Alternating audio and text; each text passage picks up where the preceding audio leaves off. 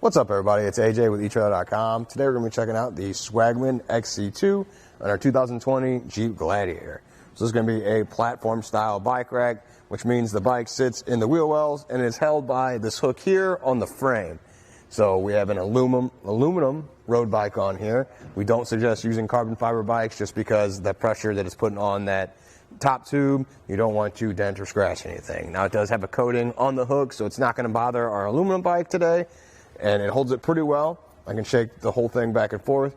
See, I'm shaking the bike. See, it's not moving a whole lot, so that's good. You know, that's not going to shift on you while you're driving down the road. You know, it sits in those wheel wells very nicely. Just right there, you can adjust those as well. You got the hand knobs right here, I'll show you. So if you were putting two different style bikes on here and the wheel spacing was different, you can adjust that for different wheel bases. So that's a good option to have. One thing I would look out for, though, is the different heights in bikes. You can see the way this is set up. The hook comes down to about here with it on this frame. So this is about as much movement as you have for the second bike. So you can flip those around too to adjust them to maybe help you fit a different style bike. Actually, I can go ahead and take the bike off and just go ahead and show you that now. How you're going to do that is you can push in on this trigger here. You bring this up. Another nice thing I like about it is you can take it completely off. I'm just going to hang it here for a second, just so there's nothing in the way when I go to take this off on the back of the Jeep.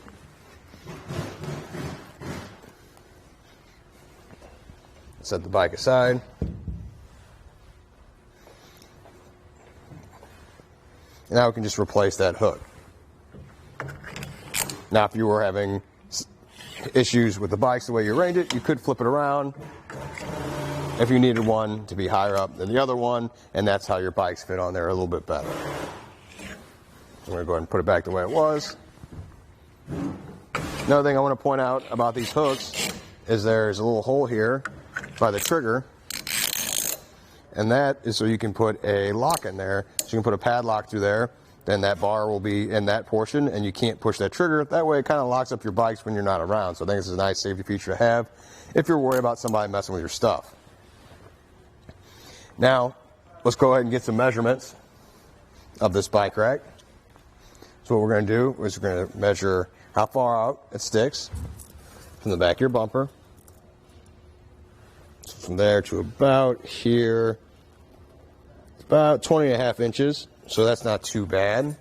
It doesn't move a whole lot back and forth, so I can get this next measurement how close it is to your bumper, but I don't think you're going to have any clearance issues there. Just it's about at 6.5 inches there of space in between, so that's plenty. It's not going to have any issues getting any closer to the bumper than it already is.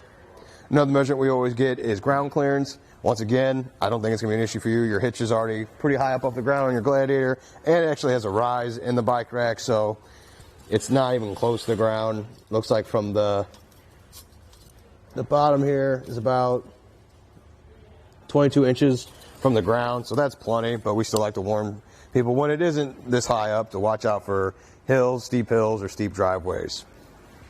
It can hold 35 pounds per bike, so also keep that in mind with the bikes you want to throw on there. Now we can kind of go to the hitch and check out how it sits in there. It's in a 2-inch by 2-inch hitch right now.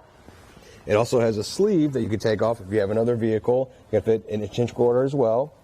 It's got an anti-rattle bolt right here. I can show you. I can shake the whole vehicle back and forth. There's no movement whatsoever in the hitch. So that's what that anti-rattle is doing. And it's really helping out take that shake and play. Now we do have a locking anti-rattle hitch pin that I recommend if you want to lock things up on the hitch side. So that way you could lock the bike rack to the hitch. And then with that padlock on the outside, lock that bike to the bike rack. That way this bike rack's not going anywhere unless you unlock it with that key. So that's another thing to upgrade and look at if that's what you want to do. One last thing about this bike rack is for storage. Not necessarily super useful while it's on the back of your vehicle, but if you were going to store this in your garage and you want it to take up just a little bit less space, you can fold up the arms, or the bottom, sorry, you can fold these up on the mast just to take up a little bit less space. I kind of like that because, you know, space is limited in the garage, and sometimes these big platform style bike racks just get really wide and take up a lot of space, but you can keep it about like this far more manageable to hide up towards the front of your garage or on a shelf or something like that. But that being said, that's about it. Thanks for hanging out, and I hope this helped. This is our test course. Let's start with the slalom. This shows side-to-side action, such as turning corners or evasive maneuvering. Then, onto our alternating speed bumps. This shows twisting action, such as hitting curbs, potholes, road debris, or even uneven pavement. Last of all, the solid speed bumps. This shows up and down action, such as driving through a parking lot or parking garage, or driving in and out of a driveway.